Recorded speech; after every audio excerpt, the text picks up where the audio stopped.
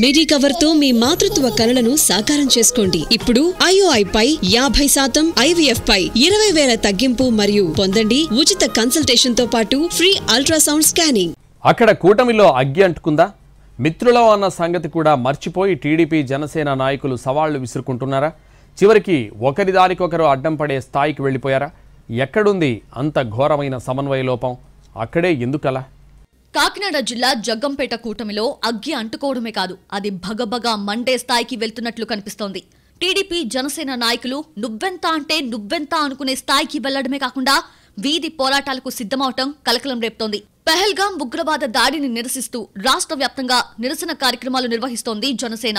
అందులో భాగంగా జగ్గంపేటలో కూడా ఆ పార్టీ నియోజకవర్గ కోఆర్డినేటర్ తుమ్మలపల్లి రమేష్ మానవహారం నిర్వహించారు.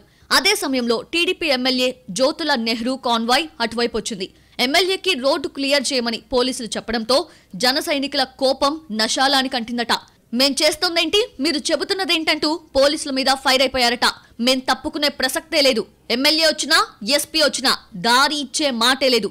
మేం ఒక కార్యక్రమం నిర్వహిస్తున్నాం, మధ్యలో తగుదనమ్మా అంటూ మీరొచ్చి తప్పుకోమంటే పక్కకెలా వెళ్తాం, ఏం చేసుకుంటారో చేసుకోండి అంటూ ఎస్ఐ రఘునందన్ రావుతో వాగ్వాదానికి దిగారు జనసేన కోఆర్డినేటర్ తుమ్మలపల్లి రమేష్. వారం క్రితం చంద్రబాబు పుట్టినరోజు వేడుకల్ని నడి రోడ్డు మీద నిర్వహించారు. అప్పుడెందుకు రోడ్డు ఖాళీ చేయించలేదని సీరియస్ అయ్యారు. ఈ వ్యవహారం రెండు పార్టీల మధ్య అప్పటికే ఉన్న అంతరాన్ని బయట పెట్టిందంటున్నారు పరిశీలకులు. రమేష్ తీరుపై ఎమ్మెల్యే జ్యోతుల కూడా సీరియస్ అయినట్టు సమాచారం. రోడ్డు మీద వాళ్ల కార్యక్రమం వాళ్ళు చేసుకుంటున్నారు. జస్ట్ నేను వెళ్లడానికి ప్యాసేజ్ ఇవ్వమని మాత్రమే పోలీసులు అడిగారు. అంత చిన్న విషయానికి ఆ స్థాయిలో హడావిడి చేసేసి సీన్ క్రియేట్ చేయాలనా అంటూ అసహనం వ్యక్తం చేసినట్టు సమాచారం. అలాగే ఏమీ లేని దగ్గర ఏదో బీభత్సం ఉన్నట్టు హంగామా చేయడం ఎందుకు అన్నది జగ్గంపేట టీడీపీ శ్రేణుల ప్రశ్న. అయితే అది ఇప్పటికిప్పుడు ఇన్స్టెంట్ గా వచ్చిన రియాక్షన్ కాదని, బ్యాక్గ్రౌండ్ స్టోరీ వేరే ఉందని అంటున్నారు పరిశీలకులు. అంతకుముందు ఏ పార్టీలో లేని కాపు ఉద్యమ నేత ముద్రగడ అనుచరుడిగా ఉన్న తుమ్మలపల్లి రమేష్ గత ఎన్నికలకు ముందు జనసేనలో చేరారు. అదే సమయంలో అప్పటి వరకు జనసేన కోఆర్డినేటర్ గా ఉన్న పాటంశెట్టి సూర్యచంద్ర తనకు టికెట్ రాలేదన్న అసంతృప్తితో పార్టీకి రాజీనామా చేశారు. దాంతో వెంటనే రమేష్ కి జగ్గంపేట బాధ్యతలు అప్పగించింది జనసేన. ఆ తర్వాత జరిగిన పరిణామాలతో స్థానిక టీడీపీ జనసేన మధ్య విభేదాలొచ్చాయి అన్నది లోకల్ టాక్.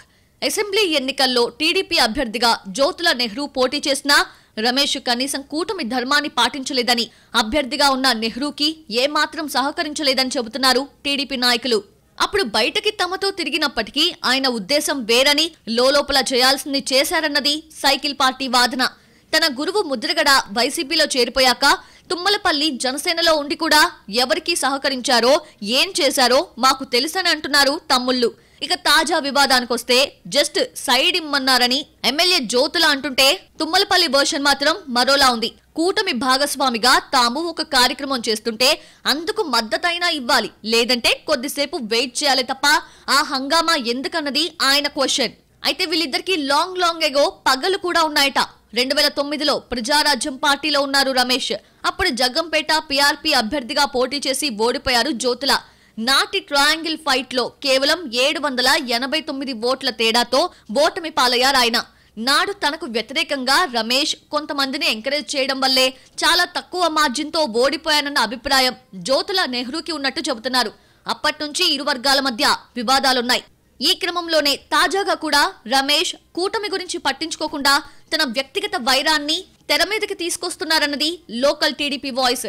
ఈ పరిస్థితుల్లో జగ్గంపేట కూటమిలో విభేదాలు అంత త్వరగా సెట్ అయ్యే పరిస్థితి కనిపించడం లేదని అంటున్నారు పరిశీలకులు. వివాదం పార్టీలది కాదు, ఇద్దరు నాయకుల వ్యక్తిగతం అంటున్నా అంతిమంగా వాళ్ళు ప్రాతినిధ్యం వహిస్తోంది రెండు పార్టీలకే కాబట్టి అది ఖచ్చితంగా కూటమికి అంటుకుంటుందని అంటున్నారు. ఈ అగ్గిని ఇప్పుడే ఆర్పేయకుంటే జగ్గంపేట కూటమిలో విభేదాలు ఎప్పటికీ రగులుతూనే ఉంటాయంటున్నారు పొలిటికల్ పండిట్స్.